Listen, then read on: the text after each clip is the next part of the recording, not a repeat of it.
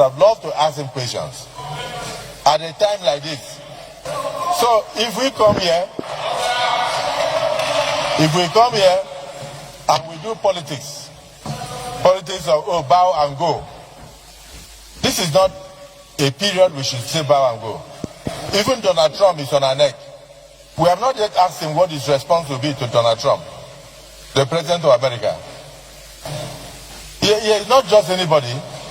Chief of Defense Staff, a nominee for Minister of Defense of a country, and you stand up and say you should take a bow and go, with so many questions on the mouth of Nigerians, with over 200 Nigerian children in the bush, kidnapped and being tortured.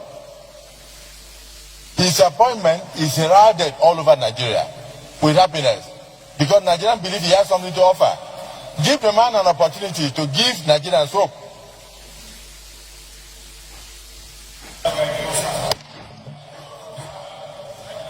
I want to tell you that the agreement between the British and the Fulani has collapsed. And the only person that collapsed it is Trump. I want the world to understand this. The point is, let's forget about genocide. Trump is selfish. Very well, sir. Trump is selfish. Very well, my lord.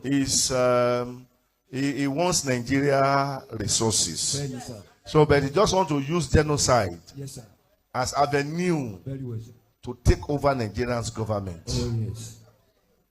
I don't exclude anyone. If you are attending a Yoruba church, you should be ashamed of yourself.